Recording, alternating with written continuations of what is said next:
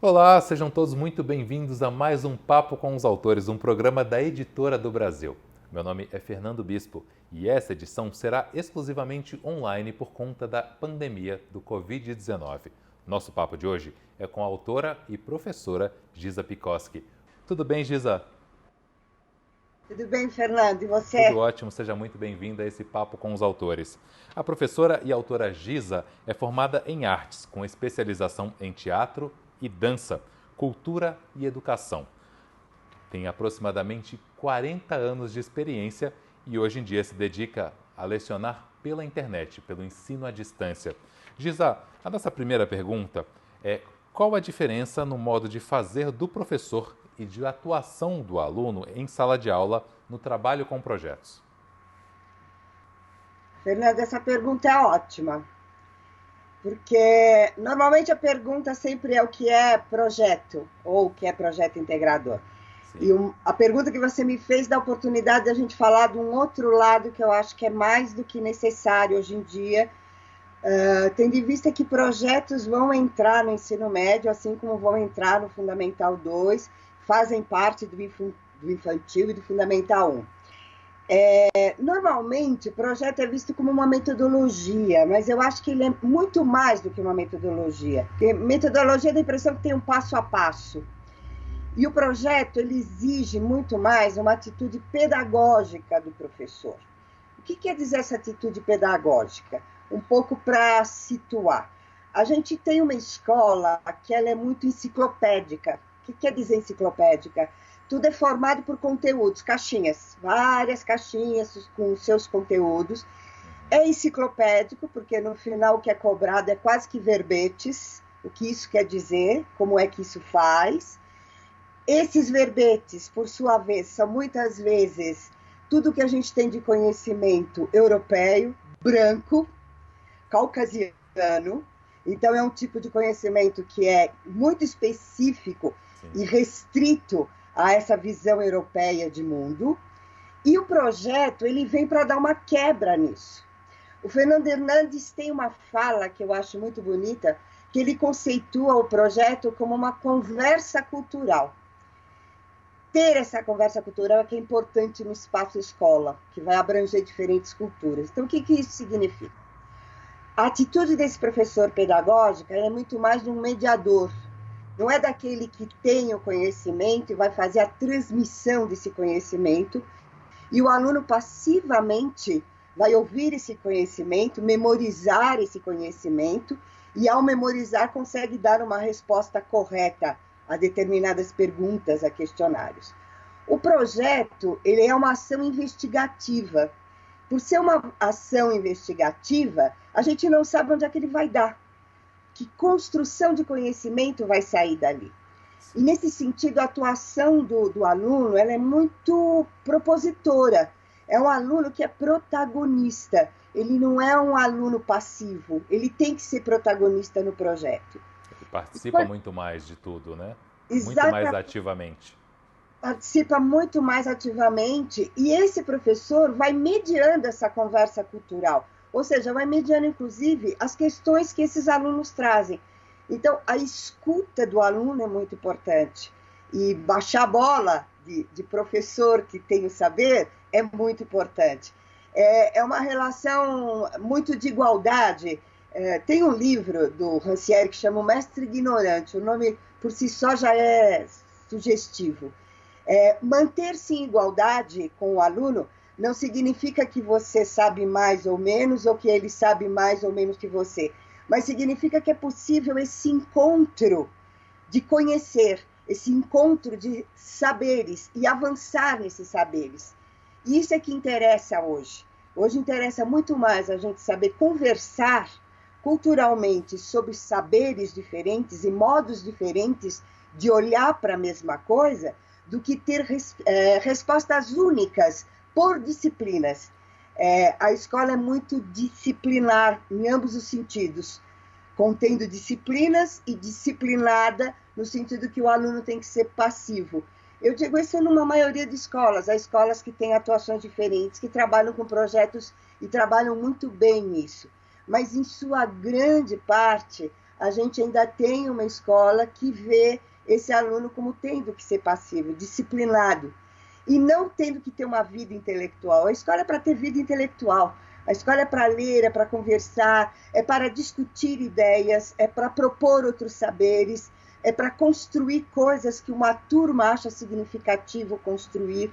E esse professor, como mediador, ele vai utilizar dos saberes dele. Não é que ele não vai dar pitacos. Ao contrário, ele vai conduzindo essa conversa, né? Por isso que a gente diz que ele é um mediador, ele fica nesse espaço entre o conhecimento, entre os alunos, fazendo essa mediação.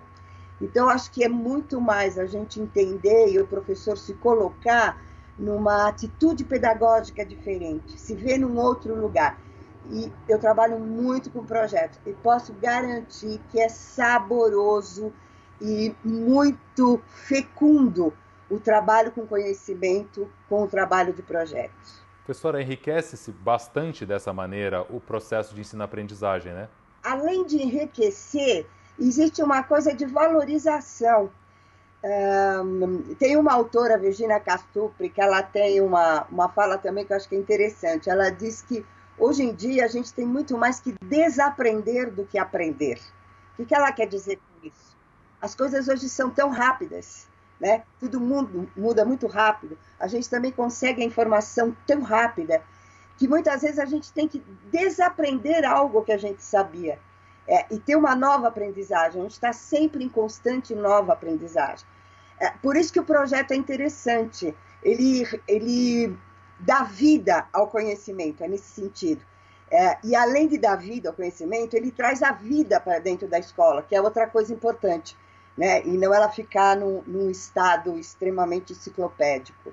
E cada processo desse, professora, é adaptado perfeitamente à realidade de cada escola, de cada região e de cada aluno, né? Eu não sei se é uma adaptação. Se a gente considera que esse professor vai ser um mediador e que esse aluno vai ter uma voz ativa, o que vai ser construído ali é único ali. Pode ser que quando você entre numa outra turma e se reúna com outras pessoas, o conhecimento vá por outro caminho. Nesse sentido, o projeto não tem um caminho único. Então, por isso que eu digo que não é uma adaptação. Tudo vai depender desse grupo que se encontra para produzir conhecimento através do trabalho com projetos. São muitas possibilidades, né, na verdade. As possibilidades e, além das possibilidades, o que é que esse grupo quer investigar? Essa é uma grande questão. A investigação não vem pronta para ele. É ele que vai buscar essa investigação. É ele que vai propor uma investigação. E isso que é interessante de entender. Está na mão do aluno, do grupo, o que é que ele quer buscar, né? Sobre o que ele quer conversar, sobre o que ele quer investigar. Professora Giza, quais elementos comporiam um processo de projetos integradores, professora? Então, Fernando, se estamos falando de projetos, estamos falando de um processo que é investigativo e não conteudista, né? De ensinar um conteúdo e de aprender um conteúdo, a primeira coisa que um projeto tem é problematizar alguma coisa, é ter uma questão desafiadora, tem que ter uma pergunta. Essa pergunta pode acontecer de vários modos em sala de aula. Pode acontecer porque o professor, de repente, ele quer tratar de um determinado assunto, não de um determinado conteúdo, ele quer trabalhar um determinado assunto. Sim. Ele pode fazer uma sondagem e entender o que esses alunos sabem e não sabem sobre esse assunto, e a partir daí ir coletando perguntas sobre esse assunto. Quer dizer, perguntas que vão levar a uma investigação. Então, todo projeto tem uma pergunta investigadora. A grande questão hoje em dia, e acho que esse é o grande problema do professor, e isso precisa ser exercitado, é saber fazer perguntas. Porque normalmente na escola só se sabe dar respostas. E fazer perguntas exige um trabalho cognitivo aí de pensar possibilidades e não uma única resposta. Ao fazer uma pergunta, eu ter uma pergunta, o projeto vai exigir o quê? Aquilo que a gente costuma chamar de espírito de exploração. É como se você fosse fazer uma viagem para uma terra desconhecida. Imagine quando chegaram os portugueses aqui no Brasil, numa terra totalmente desconhecida, quantas perguntas eles não tinham. Sim. E quantas perguntas eles tinham e para as quais eles não tinham respostas. A começar, quem eram esses índios? Eu estou dizendo a pergunta do português. O índio olha para isso de um outro lugar. Ao fazer isso, eu vou explorar essa questão. É uma atitude exploratória. Por que é uma atitude exploratória? Porque todo projeto ele vem de pesquisa. Ele é muito mais ações pesquisantes. A ação é de pesquisa.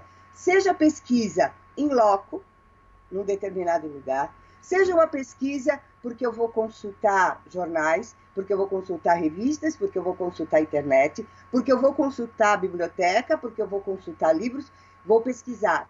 Seja pesquisa porque eu vou fazer entrevista com pessoas.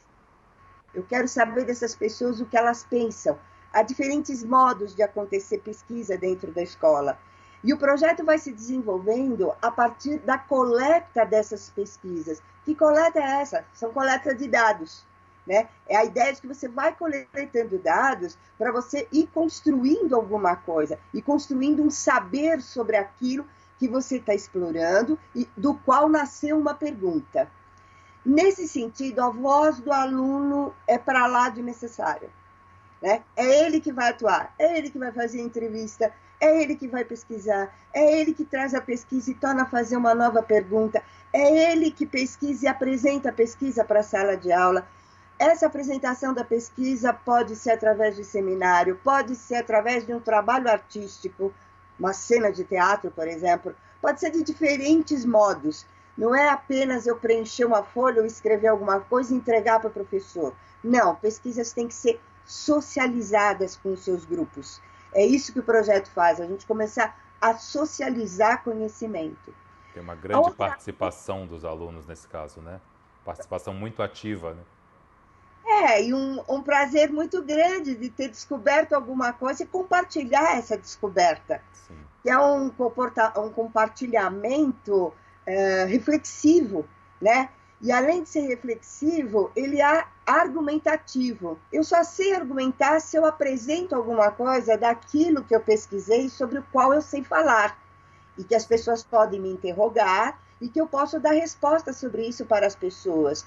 Isto é estar argumentando, isso é estar no exercício de argumentação. Não é eu ter uma aula sobre argumentação, isso não existe.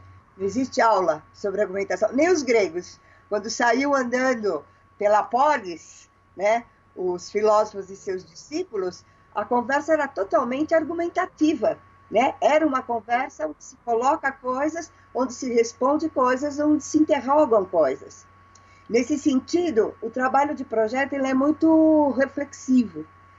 Aliado a isso, um outro elemento é a imaginação, é o poder trabalhar com a imaginação. A imaginação não é entendida como fantasia. Às vezes a escola entende erroneamente o que é imaginação. A imaginação, e até a arte define isso muito bem, são construções imagéticas. A gente poder construir imageticamente coisas. É como se a gente revelasse mundos. Né? Os artistas fazem isso. Eles revelam mundos, seja nas artes visuais, no teatro, na dança. E isso vem pela imaginação. A imaginação não está desconectada da realidade. A imaginação, muitas vezes, reescreve a realidade. E isso é importante no trabalho de projetos. E uma outra coisa que o projeto tem, porque dá a impressão que vamos fazendo, onde isso chega. Isso chega onde o grupo achar que deve chegar e finalizar.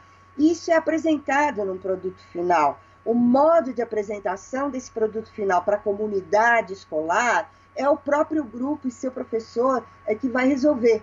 Existem N formas de se apresentar isso para a comunidade escolar. Quer fazer isso criando um jornal, quer fazer isso gravando um vídeo e colocando na rede social da escola, quer fazer isso encenando uma peça de teatro, porque pode juntar e criar uma história ali para ser encenada. Enfim, não há um único jeito de apresentar esse produto final. Por isso que eu digo que o projeto é um modo muito diferente de trabalhar ensino-aprendizagem. É sair do modo formalizado de caixinhas, né? Nesse sentido, chamamos de projeto integrador porque ele vai ser realizado com outras áreas de conhecimento. E eu posso falar da área que me diz respeito, que é, por exemplo, a área de linguagens. Então, projetos integradores na área de linguagem vai fazer um trabalho com língua portuguesa, com educação física, com artes visuais, teatro, dança e música. Trabalhar com projetos integradores é trabalhar com, no mínimo, 2 dessas disciplinas. No mínimo. Eu digo mínimo porque eu posso trabalhar com todas. Eu tenho uma pergunta para ser investigada em cada uma dessas linguagens e não que uma linguagem trabalha para outra. Deixar claro isso. Um projeto integrador, se eu estou integrando língua portuguesa e artes visuais, não significa que artes visuais vai ficar a serviço do que língua portuguesa está investigando, mas significa que o que investiga a língua portuguesa também será investigado pelo olhar das artes visuais. É nesse sentido que é amplo, acontece uma amplitude de saberes. Podemos olhar para a mesma coisa de diferentes pontos de vista. Isso é que é o importante da construção de conhecimento com projetos. As matérias conversam entre elas, né? Exatamente. As conversam entre elas sem perder a singularidade delas, porque é isso que enriquece. Eu poder olhar para a mesma coisa de diferentes pontos de vista. Eu posso compor uma investigação com língua portuguesa, música e dança, posso compor uma investigação com língua portuguesa, educação física e artes visuais, enfim, tudo vai depender de qual é a pergunta que está sendo gerada. O que é que está querendo ser investigado? Qual é a investigação que se quer fazer? Agora, existem muitos projetos, né, professora? A escola escuta, por exemplo, o processo STEAM.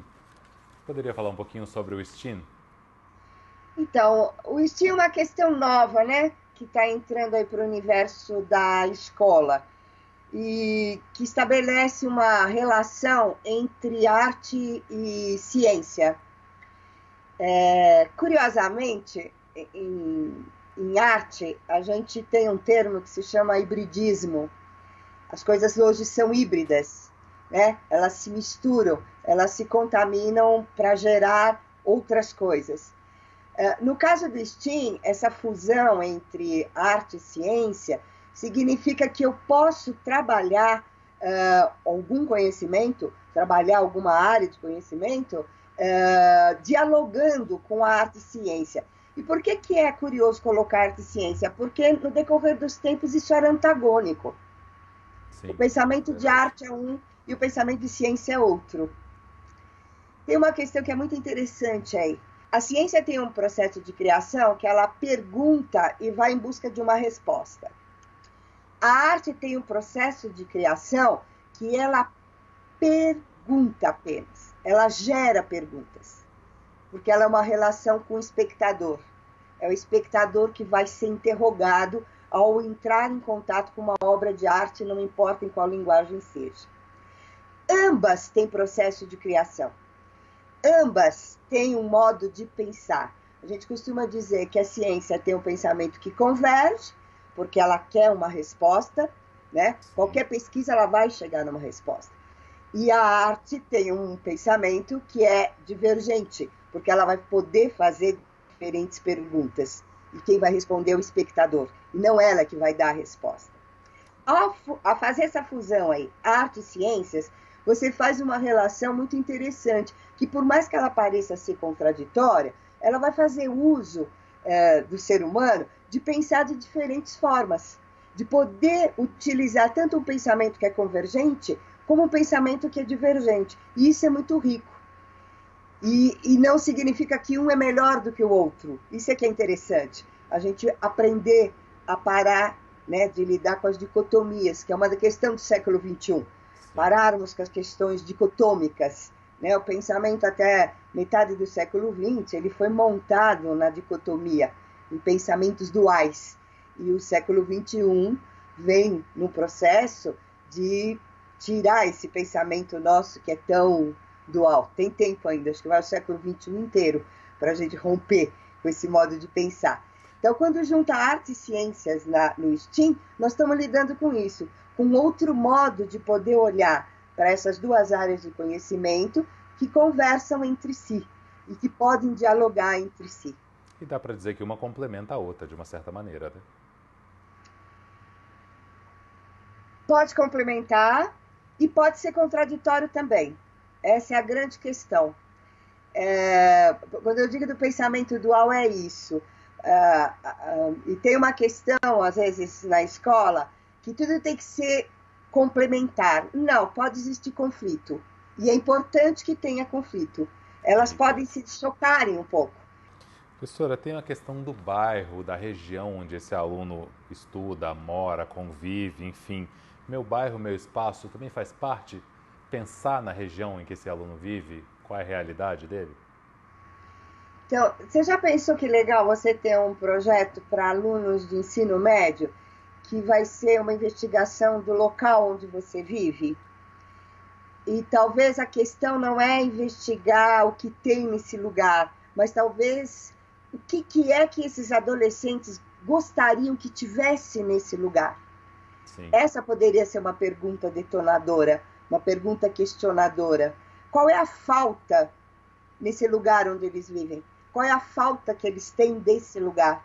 Para onde esse projeto pode levar? Como é que seria essa investigação da falta?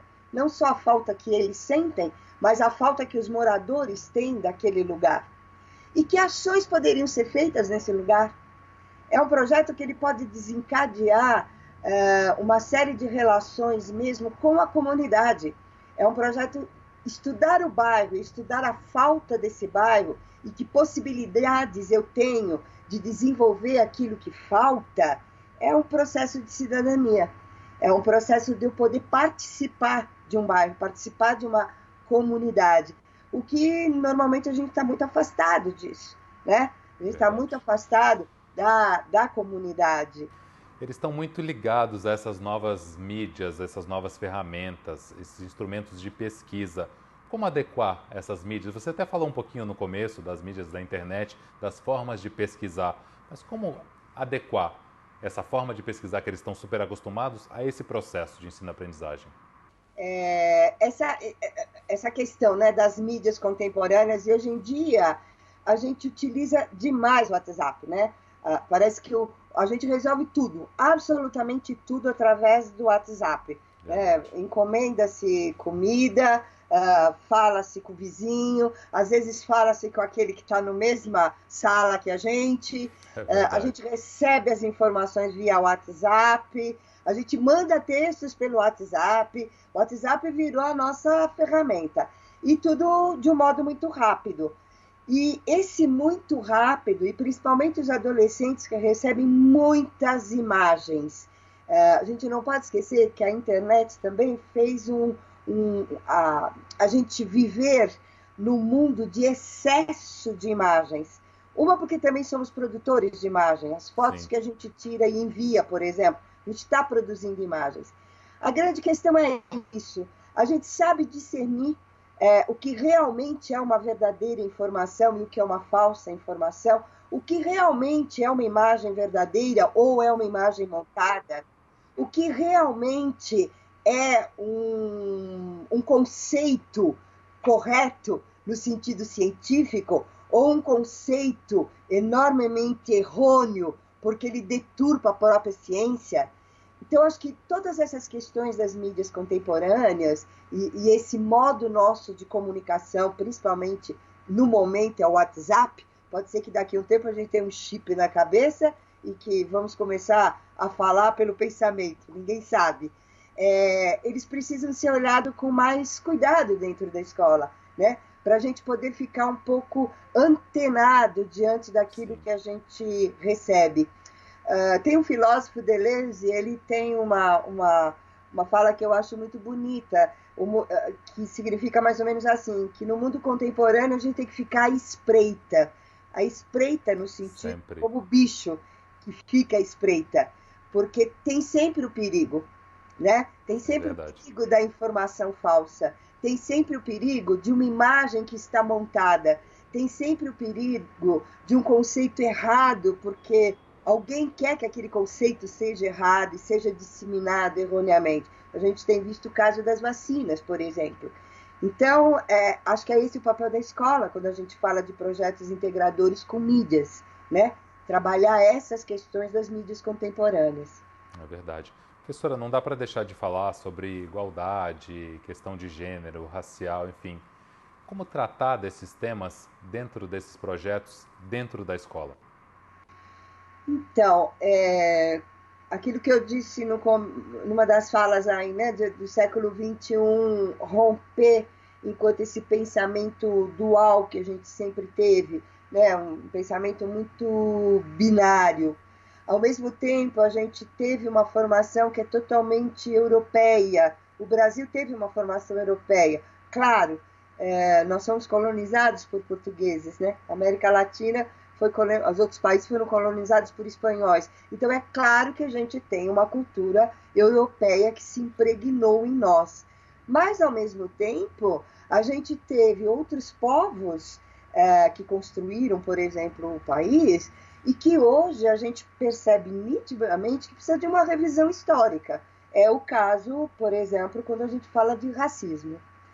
Então, como seria a gente desenvolver um projeto para poder discutir essa questão do racismo hoje em dia, né? Poder discutir o racismo não conceitualmente, mas para poder discutir o racismo nas condições que eles são discutidos hoje, nessa revisão histórica que está sendo feita. E para a gente poder entender que existem outros modos de saberes, né? Como são os saberes africanos, que outros modos de olhar para as coisas temos nesses saberes, que outras religiões temos nesses saberes, que outras cores de pele temos, que outro jeito de cabelo temos, que outros tipos e timbres de canções nós temos. Enfim, é curioso porque o Brasil, mesmo que a gente foi colonizado por europeus, a gente é híbrido. As nossas matrizes culturais e estéticas, elas foram feitas pela Europa, pelos países europeus, pelos índios e pelos negros. E parece que a gente ainda quer renegar isso, como se isso não participasse da nossa vida. A mesma coisa quando a gente fala em gênero. Como é investigar as questões de gêneros que estão postas hoje? Há várias questões a serem discutidas sobre gênero. O que é o papel, por exemplo, da mulher na sociedade hoje? Será que é a Amélia, aquela que era mulher de verdade, que era mulher submissa? A gente tem uma violência feminina, né, para o feminino gigantesco no país e que é pouco conversado dentro da escola. Só que isso não é para ser dado como uma aula. É justamente essa questão. Como é que a gente trabalha? O projeto vai possibilitar a investigação disso, vai possibilitar que os alunos façam perguntas sobre isso e vão pesquisar sobre isso. Porque nessas questões não é uma descoberta moral, é uma descoberta do que está acontecendo na vida, é uma descoberta do que estamos vivendo hoje. Verdade, professora. Seguindo essa mesma linha, falando um pouco mais sobre cultura, como transformar ou criar a nossa cultura dentro da escola? Então, eu sou muito a favor na escola do que a gente pode chamar de cultura juvenil. O que é a cultura juvenil? Os jovens produzem cultura. Isso é muito interessante de entender. Os grandes movimentos de mudanças foram produzidos por jovens. Vamos citar aí um grande movimento que todo mundo tem até na memória, né? O movimento hippie. Quando ele surgiu, e surge também toda uma descendência do rock, enfim, quando a gente pensa em Woodstock, estou pegando a história lá longe, para poder ir trazendo. São jovens que queriam um outro mundo, até porque os Estados Unidos estavam em guerra com o Vietnã. Então, esse paz e amor tinha um sentido histórico, né, para a criação daquele movimento. Ao mesmo tempo, uma reivindicação de viver em comunidade. É interessante como esses pensamentos vêm vindo, né? Eles vão sendo trazidos. Então, a cultura jovem, a cultura juvenil, ela produz mudanças. Elas produz mudanças porque elas colocam na sociedade outros modos de ver a coisa.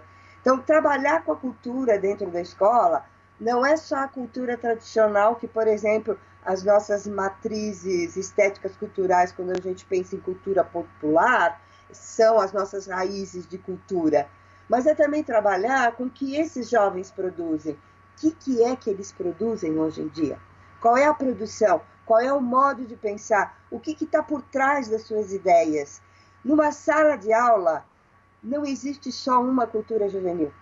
E por isso que a gente fala das tribos. Falamos de tribos urbanas, né? Que é um termo que existe até entre eles. Pertence àquela tribo e não pertence àquela tribo. Como é conhecer essas tribos? Né? Qual é a proposta dessas tribos? Há uma proposta sempre estética, porque os jovens encontram um modo de se vestir, criam uma música, criam um modo de dançar, mas também criam modos de comportamento, modos outros de comportamento. Então, acho que trabalhar, lembrar, principalmente no ensino médio, que existe cultura juvenil e valorizar isso, e dar voz a isso como uma pesquisa, como conhecimento, é só o trabalho com projetos que pode garantir. Professora, como a gente pode trabalhar em projetos o conflito de ideias, por exemplo? Fernando, quem é que não tem conflito de ideias, né? Imagina hoje em dia. Vamos pensar nos jovens. Acho que um dos conflitos que mais acontece com os jovens é o conflito geracional, que é uma geração, a geração antes dele e ele, né? E como é que trabalha uma mediação disso? Porque a grande questão do conflito é, primeiro, é importante o conflito. Não existe essa ideia de uma paz, de que vivemos numa paz e que não há conflitos e que nos damos todos muito bem. Isso não é verdadeiro. Os humanos, eles combatem entre si. E ideias são para ser combatidas e serem modificadas. Então, essa questão geracional, que pode ser até no uso do espaço, pode ser por conta do tipo de música que ouve, que pode ser por um pensamento a favor disso ou contra isso, enfim, um conflito onde vai ter um embate. Porque a grande questão do conflito é existir um embate. Como é que faz essa mediação? Só existe um jeito de mediar, é problematizar. A questão não é o cabo de guerra, né? Quem é que tem razão e quem não tem razão, quem é que está certo e quem é que está errado. Mas é a possibilidade de encontrar uma alternativa de convivência. Sim. Né? Não é a questão de eu abrir mão do que penso e nem do outro abrir mão do que ele pensa. Mas como é que a gente pode mediar essa situação para que haja tolerância no modo como o outro pensa, na questão da alteridade, e eu entender o ponto de vista do outro. É importante que eu entenda o ponto de vista do outro.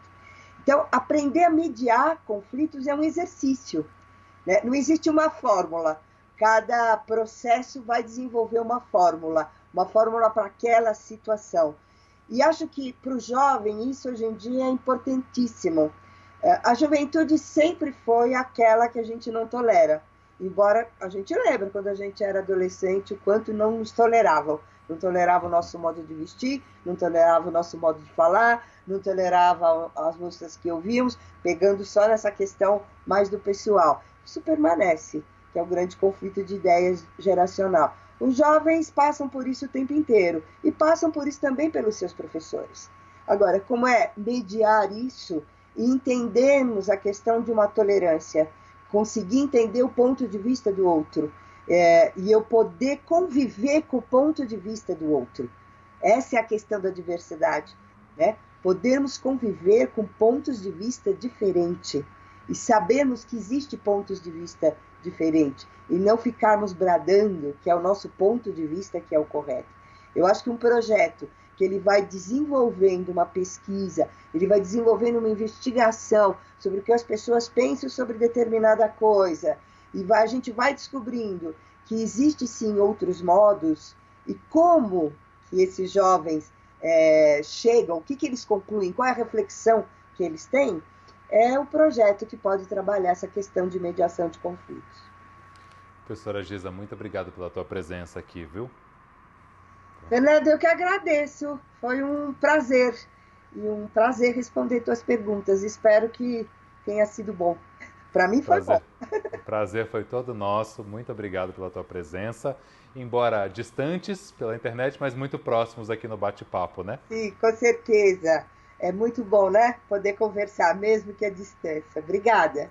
Eu que agradeço. O Papo com os Autores fica por aqui. O Papo com os Autores é da Editora do Brasil. Você consegue acessar todas as nossas mídias sociais, enviar sugestões, assistir a todas as entrevistas e entre em contato com a gente. Até o próximo programa. Tchau, tchau.